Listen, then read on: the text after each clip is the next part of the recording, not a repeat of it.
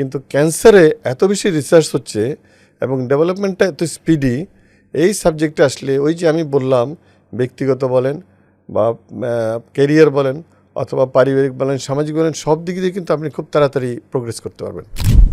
আমাদের আপকামিং যারা junior doctors আছেন তাদের জন্য আপনি কি পরামর্শ দিতে চাইবেন যারা অনকোলজিতে ক্যারিয়ার করতে চায়? আমি পরামর্শটা এভাবে দিব। প্রথম কথা হচ্ছে যে আমরা সবাই কিন্তু at the end of the day আমাদের একটা সাফল্য চাই। জি, তো অবশ্যই। আমার মনে হয় যে সাফল্যটা আবার আছে ব্যক্তিগত সাফল্যটা আছে আপনার ক্যারিয়ারের সাফল্যটা হচ্ছে পরিবারের জন্য, সাফল্যটা দেশের জন্য।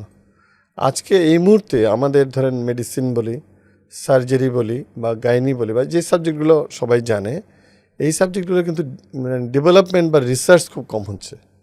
কিন্তু ক্যান্সারে এত বেশি রিসার্চ হচ্ছে এবং ডেভেলপমেন্টটা এত স্পিডি, এই সাবজেক্টে আসলে ওই যে আমি বললাম ব্যক্তিগত বলেন বা ক্যারিয়ার বলেন অথবা পারিবারিক বলেন সামাজিক বলেন, সব দিক দিয়ে কিন্তু আপনি খুব তাড়াতাড়ি প্রোগ্রেস করতে পারবেন। কারণ এখানকার সাফল্য তো আপনাকেও ছুঁয়ে যাবে। সেই জন্য আমি মনে করি যে কেউ যদি তার সাফল্যগুলোকে মানে ল্যান্ডমার্ক করে, মানে টার্গেট করে, তাহলে এটা একটা গুড সাবজেক্ট। এখানে আসলে আপনি নিজেকে একটু ভালো জায়গায় নিয়ে যেতে পারবেন ইনশাল্লাহ। 2 নম্বর হচ্ছে আপনি রুগীদের জন্য এখন কিন্তু কিউরেটিভ অনেক চিকিৎসা করতে পারেন। আমরা বর্তমান সময়ে আলোচনায় আরও যাব যে আমাদের প্রায় আপনার 3 ভাগের 2 ভাগ রুগী কিউরেবল এখন, যেটা একসময় আমরা চিন্তাই করতাম না। আমাদের রুগীরা এখন ভালো হয়, বেঁচে থাকে এবং তাদেরকে আমরা কিছু দিতে পারি, পজিটিভ ইম্প্যাক্ট আছে। 2 নম্বর। 3 নম্বর হচ্ছে আপনি যদি মনে করেন যে আমার ক্ষেত্রে আমি ধরি, আমি মনে করি যে আমার বর্তমান অবস্থানে আমার ফ্যামিলি, যে আমার ধরেন আমার স্ত্রী, উনিও ঢাকা মেডিকেল কলেজের ট্রান্সফিউশন মেডিসিনের হেড ছিলেন, ডক্টর শাহনাজ করিম প্রফেসর, এবং আমার ছেলে মেয়ে দুজনেই ডাক্তার। তারাও কিন্তু প্রাউড অফ মি যে আমার আব্বু তো বা আমার হাজব্যান্ড তো ভালো কাজ করতেছে বা ওর একটা ভালো জায়গায় আছে। সুতরাং এটাও একটা এনকারেজিং যে আপনার ফ্যামিলিও কিন্তু আপনাকে নিয়ে কমফোর্টেবল থাকবে।